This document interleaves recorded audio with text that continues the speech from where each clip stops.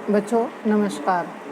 आज की कक्षा में हम संत कबीरदास की साखी के शेष 17 से लेकर 20 तक दोहों की व्याख्या पढ़ेंगे।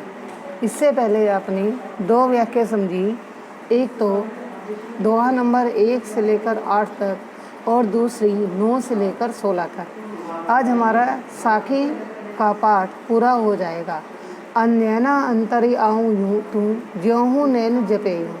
यहाँ संत कबीरदास जी कहते हैं कि हे मेरे परमात्मा, मेरे परमेश्वर, तुम मेरे नैना माने नेत्रों के द्वारा, अंतरी माने अंतर मन में, आओ माने प्रवेश करो। हे मेरे परमात्मा, मेरे परमेश्वर, तुम मेरे अंतर मन में, मेरे नेत्रों के द्वारा प्रवेश करो। ज्यों नैन जपेयूँ, ज्यों माने जो ही, जैसे ही, हो माने मैं, अपने नेत्रों को झपेयूँ बंद करूँ।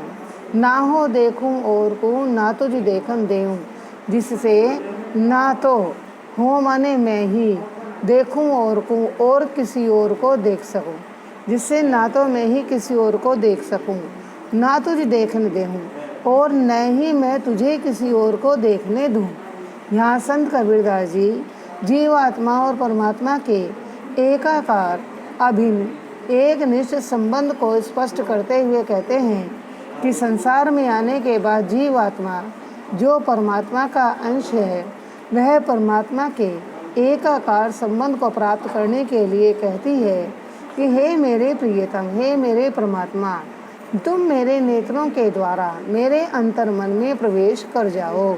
जैसे ही मैं नेत्रों को बंद करूं, तो तुम मेरे नेत्रों के अंतर मन में ही रहो, जिससे मैं भी किसी और को न देख सकूं और न ही तुम्हें किसी और में भटकने दूं, तुम्हें किसी और को देखने दूं। इससे अगला है, कबीर हरिरस यूँ पिया, बाकी रही न था की। यहाँ संत कबीरदास जी कहते हैं हरि रस ईश्वर की भक्ति का जो रस है, जो आनंद है, जो उसका स्वाद है, मैंने यो माने इस प्रकार से पी लिया है, इस प्रकार से ग्रहण कर लिया है।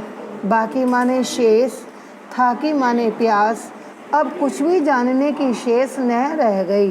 अर्थात मैंने ईश्वर की भक्ति के रस को इस प्रकार से ग्रहण कर लिया है कि अब मेरे मन में कुछ भी जानने की इच्छा शेष नहीं रही। जैसे कुम्हार का पका हुआ कलश बहुरी माने पुनः चाक पर नहीं चढ़ाया जाता। चाकी माने चाक, चाक बेटे एक बहुत बड़ा मिट्टी का गोल सा पहिया होता है जिसके नीचे कील लगी रहती है और पहिया ऐसे ऐसे घूमता है और कुम्हार बर्तन बनाता है। तो जब कुम्हार ने उस पके हुए कलश को तैयार कर दिया है तो उसे पुनः चाक पर नहीं चढ़ाता। इसका अर्थ बेटे दूसरी बार ऐसे लग सकता है।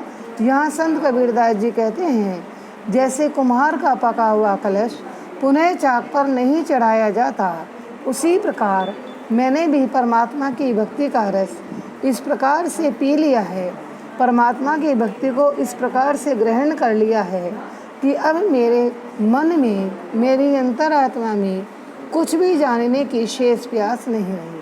अर्थात मैं परमात्मा की भक्ति में पूर्ण रूप से डूब गया हूँ। अब मेरे मन में कुछ भी और संसार को जानने का भाव शेष नहीं रहा। इससे अगला है, हेरत हेरत हे सखी, रहा कबीर हेराए, बूंद समानी समद में, सोकत हेरी जाए।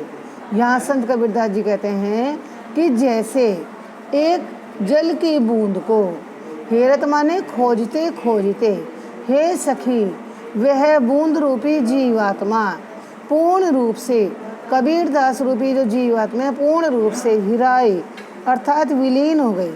अर्थात ये बूंद रूपी जो जीवात्मा है, इस संसार में अपना रूप खोजते खोजते यह तो परमात्मा में पूर्ण रूप से लीन हो गई। रहा माने रह गया, कबीर माने जीव, हिराए माने समाहित हो गया। जैसे जल की एक बूंद को समुद्र में समा जाने पर कत माने कितना भी खोजा जाए, उसे नहीं खोजा जा सकता है। जैसे जल की बूंद समुद्र में गिर जाती है, उसे नहीं ढूंढ सकते, उसी प्रकार से यह जीवात्मा जब उस परम पिता परमात्मा में विलीन हो जाती है तो उसे कितना भी खोजा जाए, हम उसे खोज नहीं सकते। इससे अगला है, कबीर यह घर प्रेम का, खाला का घर नाहीं।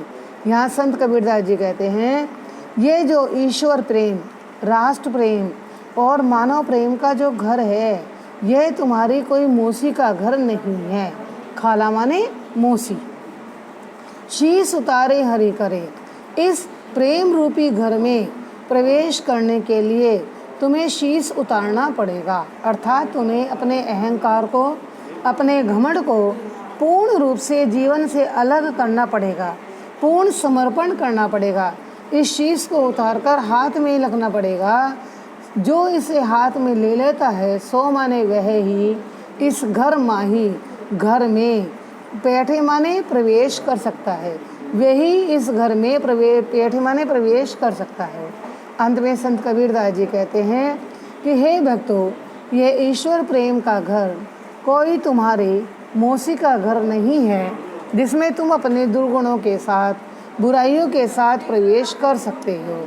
यह तो वह पवित्र प्रेम का घर है, जहाँ घमंड या अहंकार रूपी शीश को उतारकर हाथ में लेना पड़ेगा।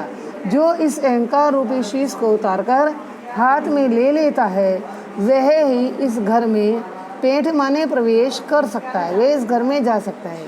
अर्थात परमात्मा के प्रेम को प्राप्त करने के लिए अहंकार का त्याग अनिवार्य है। बच्चों, इस प्रकार से आज हमारा साखी पाठ पूर्ण हो गया।